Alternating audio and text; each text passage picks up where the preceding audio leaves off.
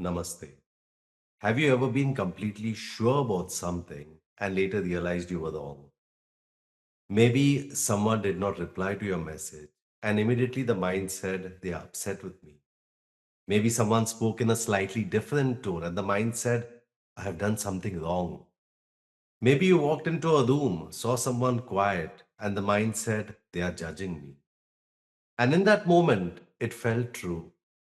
Not possibly true. It felt absolutely true.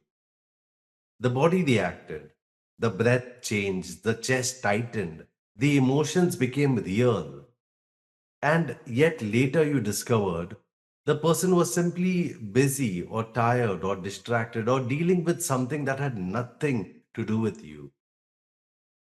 This raises a very important question. How do we know what is true? Not in an abstract, philosophical way, but in ordinary life. How do I know whether this thought is true? How do I know whether my interpretation is accurate? How do I know whether I am seeing clearly or whether I am reacting through fear or memory or imagination or some old conditioning? This is where Yoga Sutra 1.7 becomes very practical. In the previous sutra, Yoga Sutra 1.6, Patanjali named the five movements of the mind: Pramāṇa, correct knowledge; Viparyaya, misperception; Vikalpa, imagination; Nidra, sleep; and Smriti, memory. Now, in Yoga Sutra 1.7, he begins by explaining the first of these movements, Pramāṇa, correct knowledge. The sutra is Pratyakṣānumānāgamāḥ. Let's say it slowly. Pratyakṣa, Anumāna, Āgama, Pramāṇāni. A simple translation. Direct perception, inference, and reliable testimony are the sources of correct knowledge.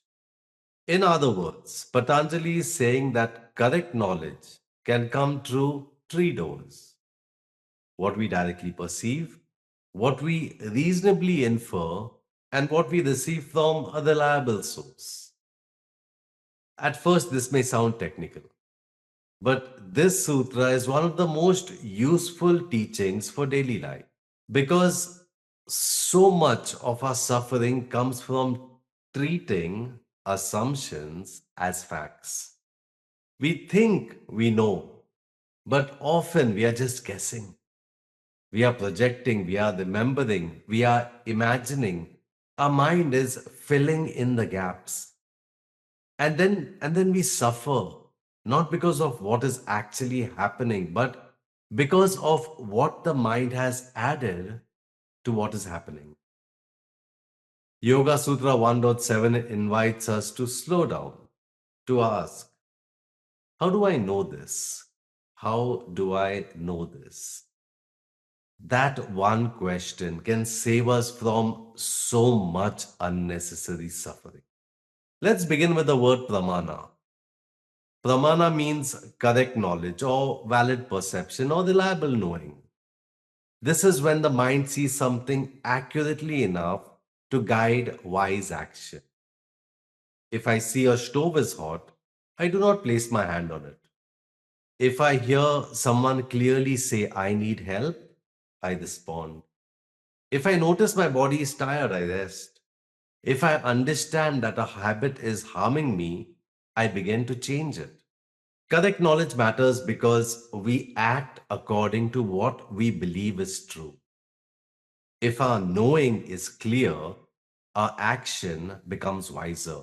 If our knowing is distorted, our action may create suffering. Think about relationships. If I believe they are ignoring me, I may withdraw. I may become defensive. I may send a reactive message or I may close my heart. But the truth is simply they have not replied yet. Then my reaction may be based on something the mind has added. But if the truth is simply they have not replied yet, then my reaction may be based on something that the mind has added. Or at work, if I believe I am going to fail, I may panic, I may procrastinate, I may overwork, I may lose connection, I may lose confidence. But if the truth is, this task is challenging and I may need support, then the response is completely different. Correct knowledge does not mean that we know everything. It does not mean we are always right. It simply means we are willing to see clearly. It means we are willing to separate fact from assumption, reality from story, evidence from fear, wisdom from reaction. That is Pramāṇa. The first source, Pratyakṣa, direct perception. The first source of correct knowledge is Pratyakṣa. Pratyakṣa means direct perception. This is what we know through direct experience. What we see, what we hear, what we touch, what we taste, smell, what we directly observe. You look outside and you see rain is falling. That is direct perception. You hear someone speak kindly. That is direct perception. You feel tension in your shoulders. You notice the breath is shallow. That is direct perception. This is the first doorway to clear knowing. But here is the important thing. Even direct perception must be approached carefully because we do not always perceive things as they are. We do not always perceive things as they are. We perceive through the condition of the mind. A tired mind sees differently, an anxious mind sees differently, a jealous mind sees differently, a wounded mind sees differently. The same with a calm mind. A calm mind sees differently. Take a simple example. Someone sends you a short reply. Okay, just one word, okay. This is what you directly see, just one word. But the mind may immediately add tone. Okay may become cold, dismissive, angry, disappointed. But did you directly perceive that? Or did the mind add it? Direct perception is they sent the word okay. Interpretation is they are upset with me. And both these are not the same thing. This is very important because many of us suffer not from what we directly perceive, but from what we add to what we perceive. A facial expression becomes a story, a delay becomes rejection, a mistake becomes failure, silence becomes abandonment.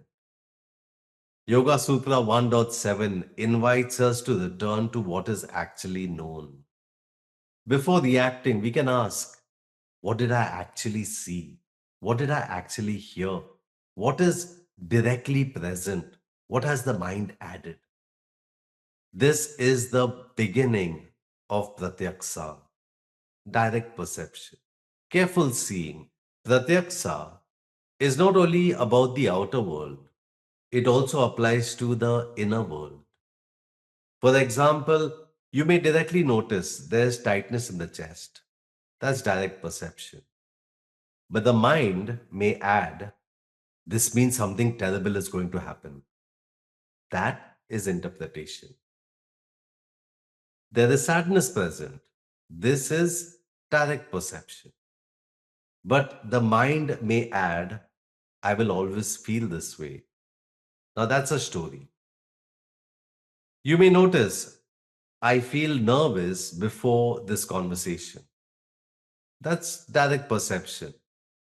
But then the mind may add, I cannot handle this. Now that's interpretation. So the practice is to stay close to experience. Instead of immediately turning sensation into a story, we say tightness is present, sadness is present, nervousness is present, a thought is present. This is what is actually here. This creates space. We stop making the present heavier than it needs to be. We begin to see clearly. The second source of correct knowledge is Anumāna. Anumāna means inference, knowledge that we arrive at through reasoning. We may not perceive something directly, but we come to a reasonable conclusion based on signs or patterns or evidence. The classic example is seeing smoke and inferring that there's a fire. We do not see the fire directly, but smoke suggests fire. In our daily life, inference is necessary. We use it all the time. If the sky is dark, the air feels heavy, and thunder is heard, we infer rain may be coming. If someone has been working late, looks exhausted, and is quieter than usual, we may infer that they are tired. If a repeated habit always leaves us drained, we may infer that the habit is not supporting us. Inference helps us make decisions. It helps us learn patterns. It helps us understand consequences. But inference can also become dangerous when it is based on fear rather than evidence. For example, they did not reply, so they must be upset with me. That may feel like inference, but is it reasonable? What evidence do I actually have? Or is the mind just jumping from silence to rejection? Another example. I made one mistake, so I am not capable. This is not clear inference. This is overgeneralization. A more accurate inference might be I made a mistake, so I need to understand what happened and correct it. Do you see the difference? Both thoughts are based on the same event. One creates shame, the other creates learning. Anumana is not wild guessing. It is not anxious prediction. It is not catastrophizing. It is careful reasoning. It asks, what does the evidence actually suggest? Is this conclusion reasonable? Am I considering other possibilities? Could there be another explanation? And this is very useful in emotional life because when we are triggered, the mind often presents fear as logic. It says, of course, they are rejecting you. Of course, this will go badly. Of course, you cannot trust anyone. Of course, you will fail again. But yoga asks us to slow down. Is this clear inference? Or is this fear pretending to be certainty? The third source of correct knowledge is Āgama. Āgama means reliable testimony or trustworthy authority or knowledge that is received from a reliable source. This could include sacred teachings, wise teachers, trustworthy people, scriptures, traditions, or sources that have been tested and shown to be reliable. This is also very practical. We cannot directly verify everything ourselves. We learn from others, from teachers, from books, from doctors, mentors, elders, from people with genuine experience. A child learns that fire burns before testing it. A student learns from the teacher. A seeker learns from scripture. A practitioner learns from someone who has walked the path before. Reliable testimony is important because human beings do not grow alone. We inherit wisdom. We receive guidance. We learn from the experience of others. But here also, discernment is necessary. Not every source is reliable. Not every confident voice is wise. Not every spiritual statement is true. Not every online post deserves our trust. And not every teacher should be followed blindly. So, Agama does not mean believe whatever someone says. It means receive knowledge from a source that is worthy of trust. A reliable source should lead us toward clarity, toward humility, toward compassion, toward freedom, not fear, not dependency, not confusion, not blind obedience, not ego inflation. So we can ask, is this source trustworthy? Does this teaching stand the test of practice? Does it lead to clarity and freedom? Is there humility here? Is there integrity here? Does this guidance make me more conscious or is it making me more dependent? This is especially important today. We live in a world that's filled with information, advice, opinions, short videos, quotes, teachings, motivational posts, spiritual claims, health claims, financial claims. Everyone has something to say. This sutra, it reminds us not only to ask, what do I know, but also, who am I listening to? These three sources, they do not need to be separated completely in daily life. They often work together. Let's take a simple example. Suppose you are feeling exhausted. First, there's direct perception. You notice the body feels heavy, the eyes are tired, the mind is foggy. This is Pratyakṣa. Then there's inference. You remember that you slept poorly or you worked long hours and you skipped rest.